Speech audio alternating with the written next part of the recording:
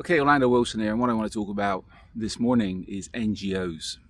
I got an article up on my blog that's titled NGOs, the New Colonists, etc., etc. And a few people have said to me, oh, that's pretty anti, it's NGOs just do positive, etc., etc. Well, to me, that's BS.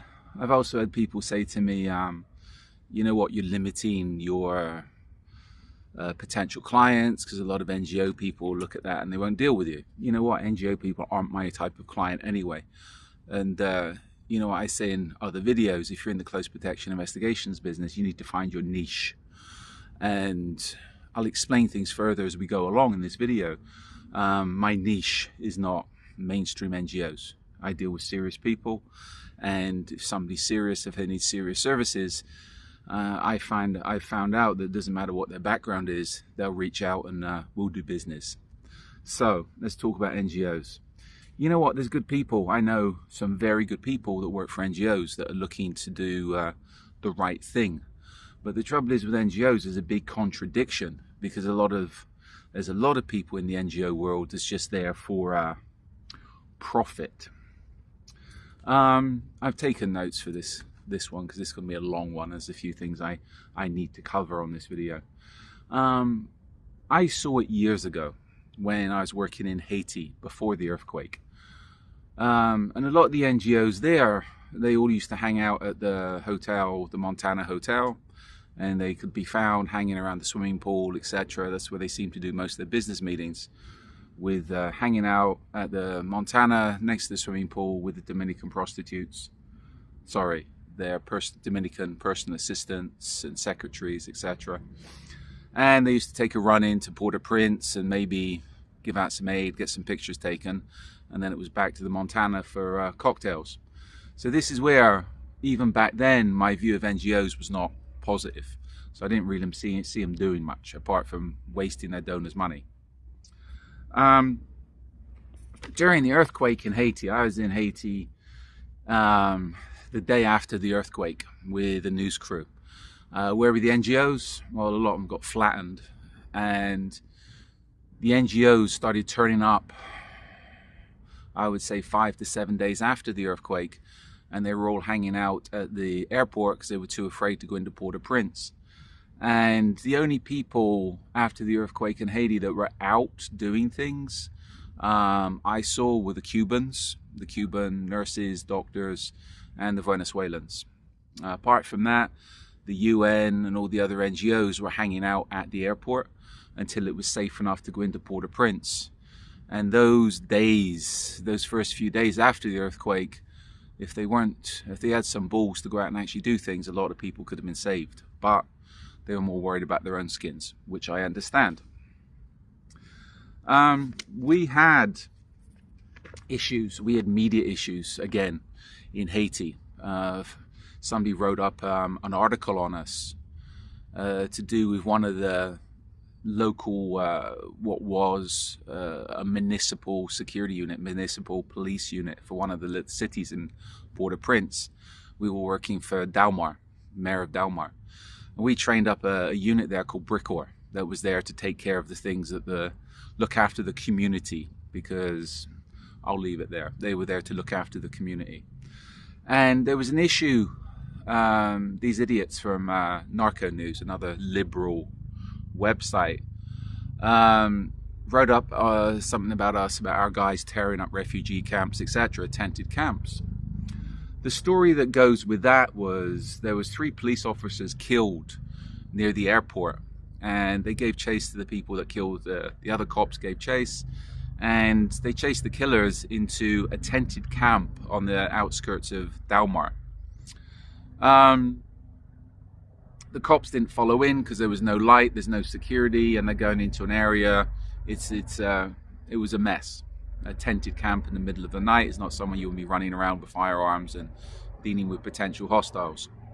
Anyway, the next day, the mayor of Dalmar's office sent some of their people down to check out this camp to see who's there and what's going on. What they found out was there was only 2 families living in this camp, and those families was relocated. What was happening? The people were going to the camp during the day, this tented camp during the day, because the aid agencies were turning up and giving out aid. The people, the families, the women and children that was going to the camp during the days were then going back to the home with the aid that was giving out. The Brickor went in and tore the camp down because there was no need for it. The only reason that camp was in existence was for people to get free aid from the aid agencies.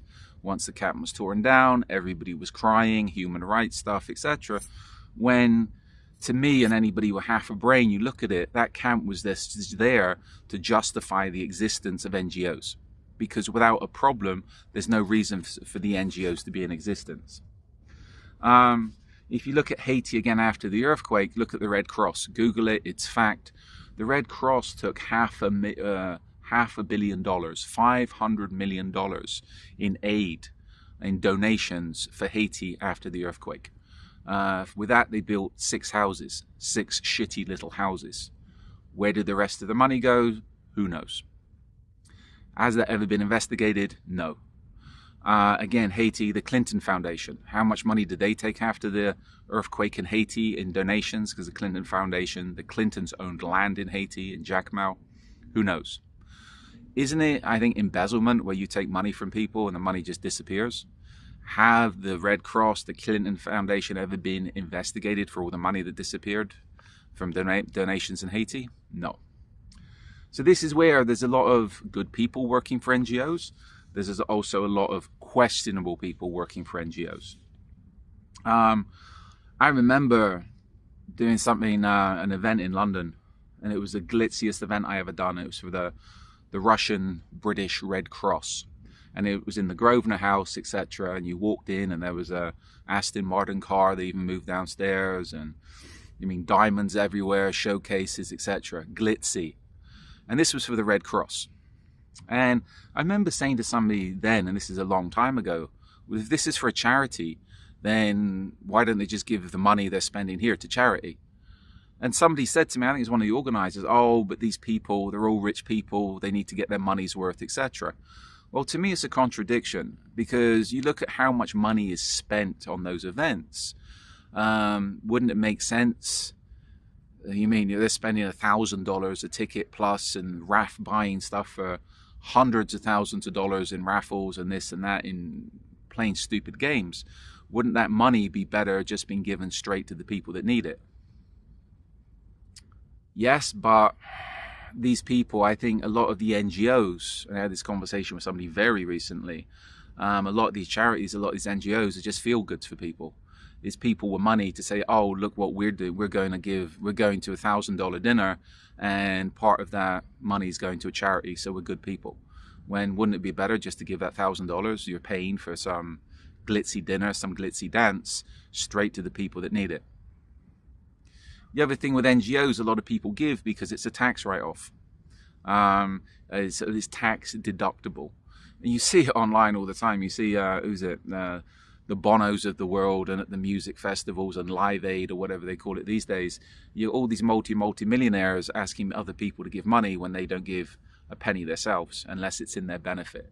So this, again, it's NGOs are a business, a questionable business. Some of my partners in an African country, shall we say, recently, or a few months ago, last year, said to me, they were trying to get approach NGOs for work, and they come back and they said, we're not dealing with these guys are haram. Because they saw that these NGOs are taking a lot of money, and instead of the money going to the people that need it, the money's going in their pockets, the money's going to their lifestyles. So my guys were like, we're not dealing with them anymore, because it's just, they don't want to spend money, they don't want to pay for services, but they're happy to live a lifestyle. And I was in one African country recently, and again, you see all the NGO vehicles with their special number plates, and they're not cheap cars. There was one, we were sat at a gas station, me and my people, and up turned some Land Cruiser, Toyota Land Cruiser, and it was a Gucci Land Cruiser. I'm talking top. And again, NGO car. Guy opened the door, got out, and he wasn't poorly dressed, but that way, you could see inside was all red leather, etc. That must have been a $120,000 plus car. Why is an NGO driving? Why is an NGO member driving around in that type of car in Africa? to impress people. Well, again, wouldn't that money be better going to the people that actually need the money? These NGOs claim they're taking the money for. Years ago, I done a course for somebody, hostile environment course, BS. And a lot of the NGOs have to do them, so when they turn up on the courses, they're not that interested. And this gentleman was working for a company that was sending people to an African country to do statistics. And I said to him, well, why are you sending people to this country to do statistics? It's like, there's people starving in the country needs help, but they don't need statistics. Anyway, I said to him, because they were sending students there, I said, well, aren't these students going to get homesick, etc., and all the rest of it, and the welfare of the students? He says, no, we're only sending people there. There's going to be a group of students going every 2 weeks. This was from the US. And I worked out, I done a quick Google search. Airplane tickets, plane tickets from where they were based in the US to that African country were running about $4,000 a ticket minimum. So they had a group of 4 to 5 students going every month, twice, every 2 weeks. So do the math. We're talking, if they're sending 5 students every 2 weeks, you're looking at $50,000, $40,000 to $50,000 a month on plane tickets. Wouldn't that money be better off going to the people that actually need it? I take it somebody at that university had